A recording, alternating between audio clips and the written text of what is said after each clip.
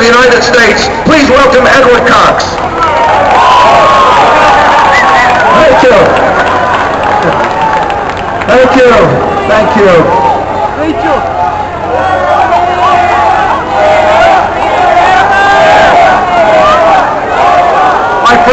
My friends, I am honored to be with you here today, but more importantly, Governor Palin, was honored to be invited by you and leaders from across the country, leaders from different faiths and political parties, united in a single voice of outrage to be here. But I speak on her behalf, and I'm going to read to you the words that she would have spoken in Dag Hammarskjöld Plaza if she had been permitted to be there. So let me say, Ahmadinejad is in New York, in the heart of what he calls the Great Satan. And he speaks freely in this, a country whose demise he has called for. Ahmadinejad may choose his words carefully, but underneath all the rhetoric is an agenda that threatens all who seek a safer and freer world. We gather here today to highlight the Iranian dictator's intentions and to call for action to thwart him. He must be stopped. He must be stopped. The world must awake to the threat this man poses to all of us. Ahmadinejad denies that the Holocaust ever took place. He dreams of being an agent in a final solution, the elimination of Jewish people. He has called Israel a stinking corpse that is on its way to annihilation. Such talk cannot be dismissed as the ravings of a madman. Not when Iran this summer tested long-range Sabah 3 missiles capable of striking Tel Aviv. Not when Iran's nuclear program is nearing completion, and not when Iran sponsors terrorists that threaten to kill innocent people all around the world. The Iranian government wants nuclear weapons, make no mistake about it. The International Atomic Energy Agency reports that Iran is running at least 3,800 centrifuges, and its uranium enrichment capacity is rapidly moving ahead and improving. According to news reports, U.S. intelligence agencies believe that Iranians may have enough nuclear material to produce a bomb within a year. The world has condemned these activities.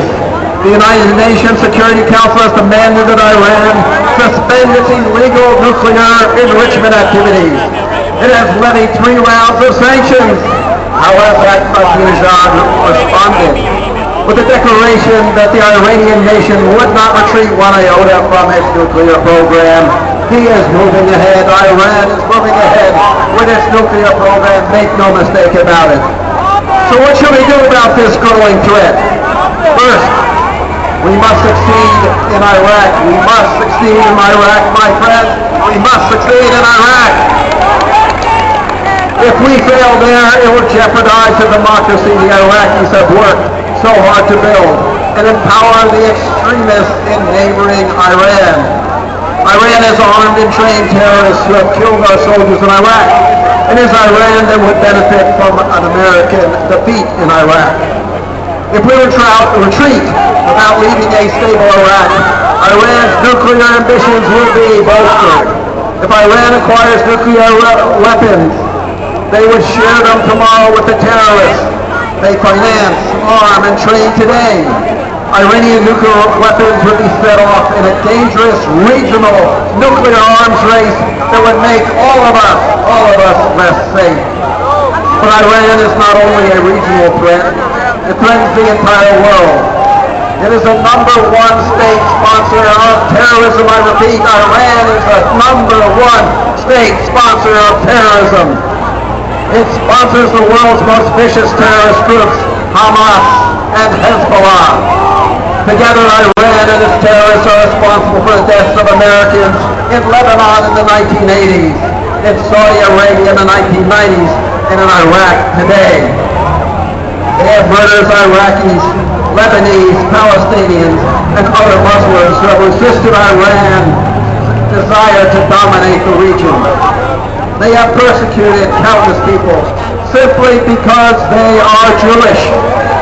Iran is responsible for attacks not only on Israelis, but on Jews living as far away as Argentina. Anti-Semitism and Holocaust denial are a part of Iran's official ideology, and murder is a part of its official policy. Not even Iranian citizens are safe from their government's threat to those who want to live, work, and worship in peace. Politically motivated abductions, torture, death by stoning, flogging, and amputations are just some of its state-sponsored punishments. It is said that the measure of a country is a treatment of its vulnerable citizens. By that standard, the Iranian government is both oppressive and barbaric. Under Ahmadinejad's rule, Iranian women are some of the most vulnerable of its citizens. If an Iranian woman shows too much hair in public, she risks being beaten or killed. If she walks down a public street in clothing, she violates the state dress code, she could be arrested. But in face of this harsh regime, the Iranian women have shown courage, despite threats to their lives and families. Iranian women have sought better treatment. They have sought better treatment. Only by working together, across national, religious, and political differences, can we alter the Iranian regime's dangerous behavior. Iran has many vulnerabilities, including a regime weakened by sanctions and a population eager to embrace opportunities with the West. We must encourage economic pressure to change Iran's behavior. Ahmadinejad is here in New York. On our soil, he will exercise the right of freedom of speech, a right he denies his own people. He will share his hateful agenda with the world. Our task is to focus the world on what can be done to stop him. We must rally the world to press for truly tough sanctions at the UN, or with our allies if Iran's allies continue to block action in the UN. We must start with restrictions on Iran's refined petroleum imports because it can't even produce enough gas for its own people. We must reduce our dependency on foreign oil to weaken Iran's economic influence. We must target the regime's assets abroad, bank accounts, investments, and trading partners. President Ahmadinejad should be held accountable for inciting genocide, a crime under international law. We must sanction Iran's central bank and the Revolutionary Guard Corps, which no one should doubt is terrorist. Together we can stop Iran's nuclear program. Never again will we risk another Holocaust, my friends. Never again. Never again. And this is not a wish, a request, or a plea to Israel's enemies. This is a promise. This is a promise that Governor Palin would have made if she were here. That the United States and Israel will honor against any enemy who dares to test us. It is the promise that the United States and Israel will honor. It is the promise of Governor Sarah Palin. Thank you very much, my friends, for giving me a speech on her behalf. Thank you. Thank you, Ed. Thank you.